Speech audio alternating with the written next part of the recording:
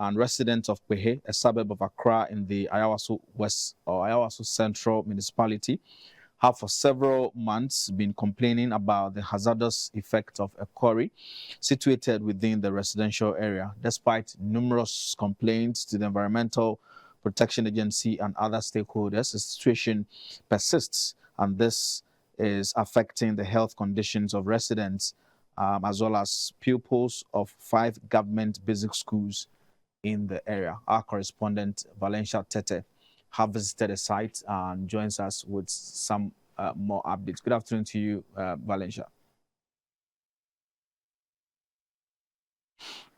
Good afternoon, Valencia, if you can hear me. Just tell us exactly how the whole setup is like. Where is the quarry? Where is the basic schools located? And what are the people saying? Thank you very much. We all know how quarries play very important role in our national development, such as roads, infrastructure, and estate development.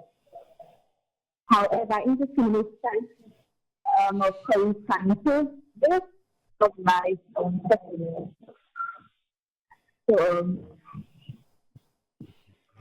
Valencia. we have currently at Kpehe, where a same site is located with residents having complaining basically of the Valencia, I'm having a hard time. This site is located here, okay. And residents have been complaining basically about the effects that has been having on them. No, go ahead, Valencia. You are live. Yes, go ahead. Can you hear me, Maurice? Yes, I can hear you. Go ahead. Okay, so I got opportunity to visit the site. Okay, so I got opportunity to visit the site off camera.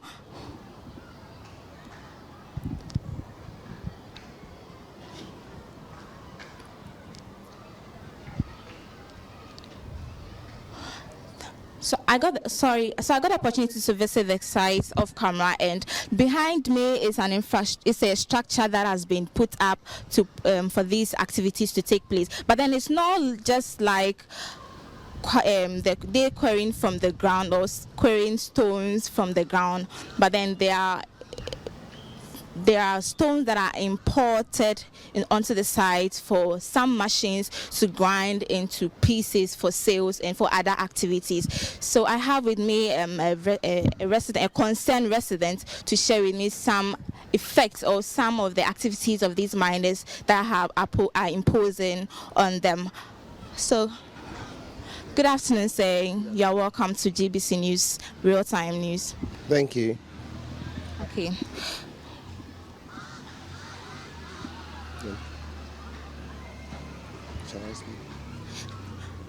Yes, so for how long have you been here, and how has these activities been taking place? How are some of the effects, what are some of the effects taking place on you? Okay, so I've been here for 2.5 years, but this quarry site has been here for over 50 years, and they've been spewing out the dust and all the quarry dust effects on everybody else on property. And if you can see that tree there, I'm not sure if your camera would show it, but this tree is dead. There was that same tree in the quarry, which is just across the wall here. So the conditions in the quarry site is the same as the conditions in my house. In fact, within a 500-meter radius, everybody suffers the consequences of the stone quarry. Shall I? Right, so the property, my property, is damaged. The actual building itself is damaged by quarry dust. And the humans who live here also are all victims of the quarry next door. I think somehow the authorities have allowed them to keep on operating because they've been here for over 50 years. The issues are whether or not the law says they are allowed to be here or not, and I don't think the law allows them to be here. So if I may ask, have you shared some of these problems or plights to the appropriate authorities concerning these activities? Yes, I've spoken to the AMA. When I spoke to the AMA barely 2.5 months ago, they gave the impression that they never knew that there was a stone quarry around here. And the response was pretty quick. They came the same day, but then they quickly took a side and explained that they thought the best way forward was to allow them to keep on operating for 1 year. As in spew up a bit more quarry dust, kill a few poor people in the area for a while, and then begin to plan on how to relocate to a different place. Well, I didn't find that extremely interesting, and so I went and spoke with the EPA, the Environmental Protection Agency. They also came in and came back, well, they came in after 5 days of being told about this. And then the EPA boss at Ayawaso, his idea of the way forward was to meet with him and the Quarry people in his office to mediate. So he arranged a set meeting and he didn't even show for the meeting. The Quarry didn't show. Nobody else knew about the meeting. He was taking me for a mug. So eventually I got one of the media houses. They came and had a look, and so they aired it, and a couple of days later the Quarry closed down. I've only learned that it's a very temporary arrangement. They've been given an order to refurbish, and if they manage to somehow contain the dust enough, then they can carry on killing people in the neighborhood. So if I may ask, what are some of the time, what exactly or what time do they really do this, grind the stones, if I may ask? Well, in the last month and a half or so, their work has slowed down to a large extent. But they're still tipping big rocks from double axle trucks. And when these rocks get tipped, the dust that comes up is a bit like what you see in movies with Hiroshima. It engulfs the whole area. They do it as often as they want. They've been burning tires and plastic material in the last fire. I've got footage of that. I'll pass that all to you. But they've been doing that pretty regular. Okay, so I can see some school building or some school structure over there.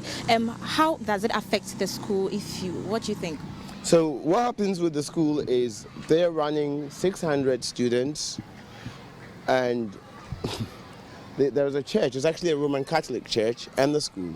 The church has about 2,000 parishioners who come in 4 or 5 times a week, not realizing that there's a stone quarry here, which is a very big threat to their lungs, to all of their vital organs. So they've been coming there for years. The school's been coming there forever.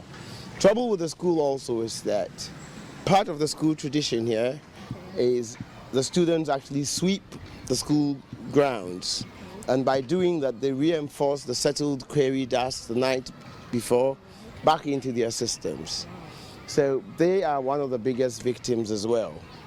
So apart from inhaling some of these dust into your system, has there been any other effects that has been on you? And also, what other effects do you have? So what I've done is I've gathered a database of about 100 people who live within that 500-meter parameter. And what we're doing is picking at random 10 out of the 100 people. And you'd find that practically 9 of those who are picked all have compromised kidney conditions. Apparently, the owner of this stone quarry actually died of a compromised kidney condition. The owner himself? Yes, the owner himself, well, like the old guy who had it. Okay. This has been here for over 50 years. Problem is, as perpetuating a wrong, because it's been there for so long, that's totally mad. The worst part of it is, obviously, this is a deprived area and illiteracy runs rife. So it's really difficult to convince people of the challenges that this is actually posing to them. So if I may ask, has the management of the school made any complaints about these activities of the miners? Indeed, I've had about 5 head teachers agree with me to come out and do a demonstration to say we want to live. The children want to live. They have a right to life. This is an upfront on their right to life. You know, I don't think that the EPA or the government has the right to kill people, even if they're ignorant. So 5 schools agreed to go on a demonstration. And then we had the massive challenge of getting to convince the education director, who's also a civil servant, of approving such a demonstration. So that is still in the pipeline. There's a couple of nursery schools around here which are private who have also agreed to come out on a demonstration. The issues are not complicated at all. It's just closing down the quarry. EPA has not offered anything to the victims, nothing at all. In their negotiation, it is one-sided. That makes it seem as though EPA is complicit. So for the meantime, you have restrictions. What do you intend to do as a concerned resident? Well, it's very difficult to, as it were, bring everybody together to do a class action. But that would be, I guess, the proper legal procedure. Now, that would take quite a while and a big drain on the resources of the people around here. It would cost up to about 60,000 Ghanaian cedis to get through a couple of injunctions, even to start the discussion and get them closed down. It seems to me that our best recourse is the press, is to shock people with the reality of what it means to live next to a stone quarry. Because you're very susceptible to all forms of sickness and diseases. You can't have a proper garden around here. Your plant yield is reduced by almost 80% if you live within that 500 meter catchment area of a stone quarry. Okay, so I can see some this tree over there.